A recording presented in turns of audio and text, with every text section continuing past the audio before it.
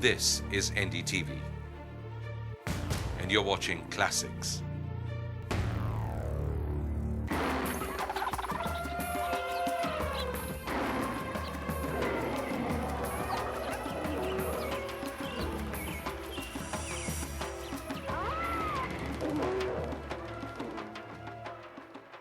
Hello and welcome to Born Wild, the show that takes you to the heart of wild India, takes you up close and personal to some of India's most endangered animals and the people who help them fight for their survival.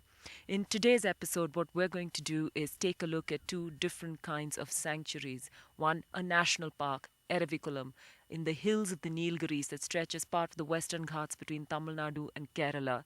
And the other, a sanctuary, a tropical grassland sanctuary, semi-evergreen that spreads from the plains right down to the coast and almost into the sea. And that's Point Calumet on the east coast of Tamil Nadu. Both these national parks deal with endangered animals. In Eravikulam, it's the Nilgiri Thar, and in Point Calumet, it's the black buck. So come with us to both these sanctuaries.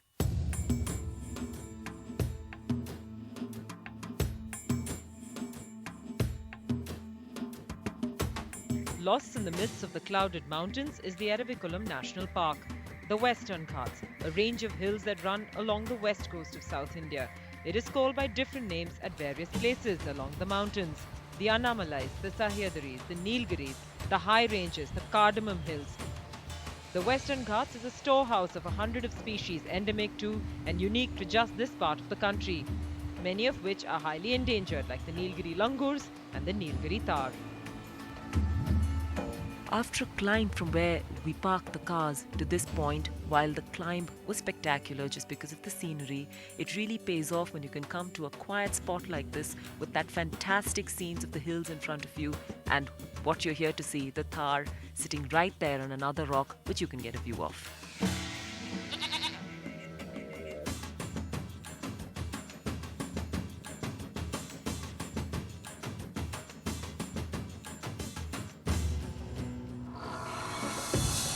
This park, situated in the Munnar area of Kerala, is surrounded by tea estates.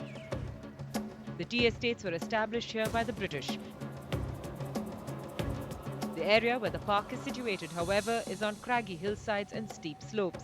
During the British Raj, the North Travancore Land Planting Society owned the region of the Rajamalai and Eravikulam, but then they later handed over the area to the Kannandevan Hill Produce Corporation.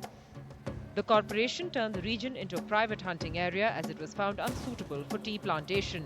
The government then took over this area and most of the tea plantations in the rest of the area are now Tata Tea. The region of Rajamalai was declared a wildlife sanctuary way back in 1936, but the Prasang Sanctuary was established in 1975. In 1978, the status of the sanctuary was upgraded to the level of a national park. A 25-minute, 30-minute drive from Munnar up some beautifully scenic routes brings you here to Eravikulam National Park. It's absolutely stunning with the face of the mountain behind it and the greenery in front of it. And with the clouds rolling on top, it's actually called the Land of the Clouds. Now, the thing with Eravikulam is that it's home to the Nilgiri Thar, which is a kind of mountain goat, highly endangered. So as an eco-tourist, when you come up here, make sure you bring nothing but yourself and a camera.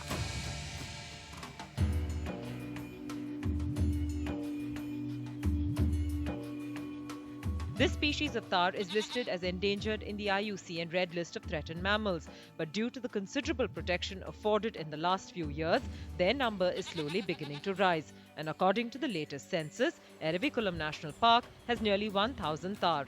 Thar belong to the family Bovidae, which also includes other even-toed horned ungulates such as cattle and antelope.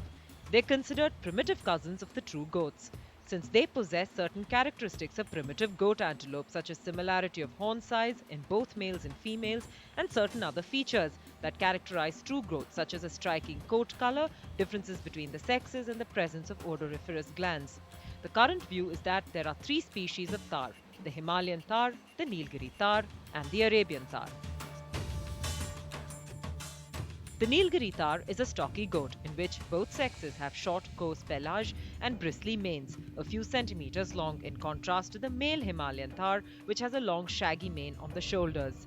These goats are true cliff runners. It is amazing to see them literally disappear over a drop on the edge of the mountain, knowing they've not fallen but are merely climbing down. At present, Eravikulam is shut as the Tar are calving, and at this time the park management allows no visitors into the park. The Tar are left alone and the young ones then have an opportunity to nurse in peace. We did not see any of the young ones while we were there as they stayed away on the higher crags, although we did see several pregnant females who had come down to graze.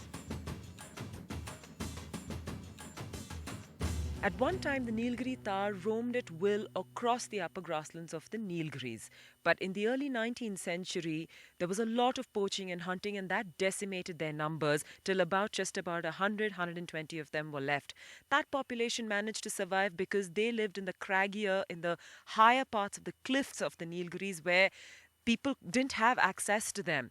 But the real turnaround in that population came only later when this park was established in 1975 and huge protection was afforded to them, realizing that the Tar is an endemic species found only here in the Western Ghats. Now the thing is, in this park, which is about 97 square kilometers, the area where tourists or any kind of shooting is allowed is a very, very small area of that park. In the Nilgiris, it's now believed that there are 2,000, 2,500 of the Tar. In Eravikulam, the maximum number of that population really exists, about 800 to 900 of them. Seeing the Tar is really a matter of chance. You could, in a day, spot from 3 to 12 of them. The usual size of a herd could be anywhere from 15 to 30 animals. The thing with the Tar is that they're mountain goats. They could be anywhere on the cliff face in places that people cannot get to. They can see you, but you certainly can't see them all the time. The Tar, surprisingly, are not very wary animals. They do keep a distance from the visitors, but one can get quite close to them before they move away. This group is a small herd of 3, 2 adult females and 1 sub-adult. They must have broken away from their bigger herd to come down here to graze. Usually they cluster around in large groups of 20 or 30, mainly females. It's quite rare to spot the male. The best time to see him is during the mating season. Otherwise, he has a tendency to stay on the higher crags.